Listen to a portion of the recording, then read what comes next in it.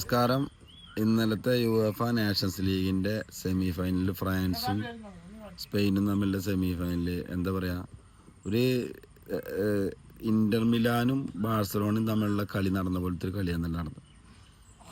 എന്ത് ഗെയിം എന്നല്ല ഉണ്ടായിരുന്നത്. ഞാൻ വിചാരിച്ച് ആദ്യം സ്പെയിന് ബോൾ ആധിപത്യമായി പിടിച്ച് കളിക്കുമെന്ന് വിചാരിച്ചു. പക്ഷേ കളി തുടങ്ങിയത് തന്നെ നമ്മൾ വേറെ ചിത്രം തന്നെ മാറിയിട്ടുണ്ട്. കാരണം ഫ്രാൻസ് ഗംഭീര ബോൾ പിടിച്ച് ഫ്രാൻസ് നല്ല അറ്റാക്ക് ചെയ്തുകൊണ്ടിരിക്കുന്നത്. കാരണം ഉനായ് സിമോൺ 2-3 നല്ല നല്ല ചാൻസുകൾ തട്ടി.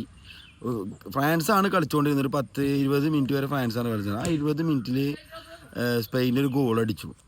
സ്പെയിൻ അടിച്ച നീക്കോ വില്യംസ് അടിച്ച ഗോളിൻ്റെ കൂടെ തന്നെ രണ്ടാമത്തെ മെറീനും രണ്ടാമത്തെ ഗോൾ അടിച്ചു. അതൊരു ഡിഫൻസ് എറർ പോലെ തോന്നിയത്. പക്ഷേ ആ 2 ഗോളിന് അടിച്ചപ്പോൾ തന്നെ നമ്മൾ വിചാരിച്ചു പിന്നെ കളി ഉറപ്പിച്ചു, അത് കളി കയ്യിൽ നിന്ന് പോയി. കാരണം കളി അവർ പിടിച്ചു എന്നുള്ളൊരു കളിയിലേക്ക് എത്തിയിട്ട് പിന്നെ വീണ്ടും സ്പെയിന് 2 ഗോൾ അടിച്ചു. സെക്കൻഡ് ഹാഫ് തുടങ്ങിയപ്പോൾ സ്പെയിന് വീണ്ടും 4-0 ഉള്ളൊരു കളിയിൽ നിന്ന് ഫ്രാൻസ് പിന്നെ തിരിച്ചു വരവാണ് നടന്നത്. പിന്നെ എംബാപ്പെ കിട്ടിയത് പെനാൽറ്റിയും പിന്നെ എന്താ പറയുക, ആ ഒരു നിമിഷം 90 മിനിറ്റിൻ്റെ ഉള്ളിൽ ഫ്രാൻസ് 4ാമത്തെ ഗോൾ അടിച്ചിരുന്നെങ്കിൽ 90 ആഡഡ് ടൈമിൽ ഫ്രാൻസ് വീണ്ടും ഗോൾ അടിച്ചിരുന്നു.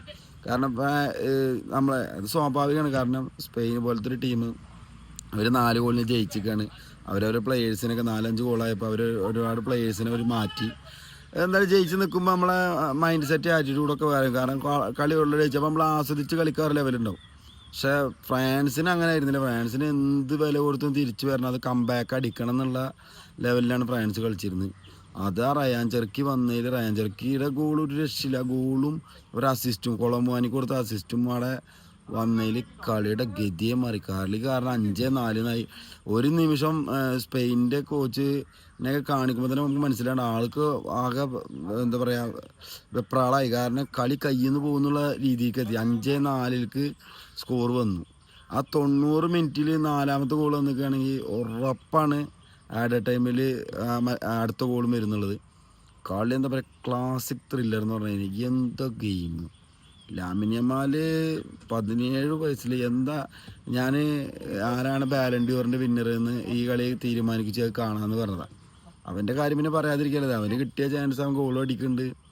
അവന് ഒരു 17 വയസ്സിൽ എന്താ പറയുക, വേറെ എക്സ്ട്രാ ഓർഡിനറി എന്നൊക്കെ പറഞ്ഞാൽ ഒരു വേറെ ലെവല് ടാലൻ്റാണ്.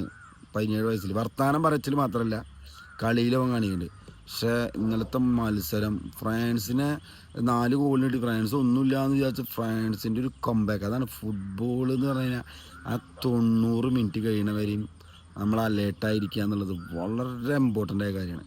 കാരണം നമ്മളൊന്ന് താഴ്ന്നു കൊടുത്തോ, കാരണം മറ്റവർക്കൊന്നും പോകാനില്ല, എതിർ ടീമിനൊന്നും പോലെ അവരത് കംബാക്ക്, അവർക്ക് എങ്ങനെയും ഗോൾ അടിക്കണം, എങ്ങനെ തിരിച്ചടിക്കണം, ആ ഒരു സാധനമാണ് ഇന്നലത്തെ മാച്ചിൽ കണ്ടത്. ഇന്നലത്തെ മാച്ച് പറഞ്ഞു കഴിഞ്ഞാൽ എന്താ പറയുക, നമുക്ക് കളി ഉറക്കൊഴിച്ച് കണ്ട ഒന്ന് നമുക്കത് കണ്ണടക്കാൻ വരും. കാരണം അമ്മാര് ടൈറ്റ് മാച്ച് എന്ന് പറഞ്ഞാൽ അമ്മാര് ടൈറ്റ് മാച്ച്, രോമാഞ്ചം എന്ന് പറഞ്ഞിട്ടില്ല. 5ാമത്തെ ഗോൾ കുപ്പടിക്കുമെന്ന് വിചാരിച്ചിട്ട് ഓരോ നിമിഷം നിന്നൊരു നിമിഷങ്ങളിലാണ്. എന്തായാലും ഫൈനലിന് സ്പെയിനും പോർച്ചുഗലും തമ്മിലാണ് പോരാട്ടം. അതും നല്ല മാച്ചാവും. പക്ഷേ ഇന്നലത്തെ മാച്ച് ഒന്നും പറയാനില്ല. ഇന്നലത്തെ മാച്ച് വിചാരിച്ചതിനേക്കാൾ, ഞാൻ സത്യം പറഞ്ഞാൽ 4 ഗോളിന് ജയിക്കുമെന്നൊക്കെ ഞാൻ വിചാരിച്ചു. സ്പെയിന് 4-3 ഗോളിന് സ്പെയിന് സുഖമായിട്ട് ജയിക്കും. പക്ഷേ നമ്മൾ വിചാരിച്ചത് തന്നെയല്ല ഫുട്ബോൾ. ഇതാണ് ഓരോ ദിവസമാണ് ഗംഭീര കളി. മാച്ച് ഒന്നും പറയാനില്ല. 100% എന്താ എൻ്റർടൈൻമെൻറ്റ് എന്ന് പറയുന്നത് 100%. കാരണം കളി കാണാത്തവർക്ക് ഗംഭീര മിസ്സാണ്. പിന്നെ man of the match Lamine യമാലാണ്. അതിന് പറയേണ്ട കാര്യമില്ല. കാരണം വേറെ ലെവലാണ്. ഒരുപാട് ചാൻസ് ഫ്രാൻസിന് കിട്ടിച്ചെങ്കിലും ഉനായ് സിമോൺ ഒരുപാട് ചാൻസ് തട്ടി. പക്ഷേ കളി എന്താ പറയുക, ഗംഭീര കളി, ഒന്നും പറയാനില്ല. കാണാത്തവർക്ക് മിസ്സായെന്ന് പറയുള്ളൂ. എന്തായാലും ആരെ കപ്പടിക്കാൻ നമുക്ക് നോക്കിയേക്കാം. Thank you very much.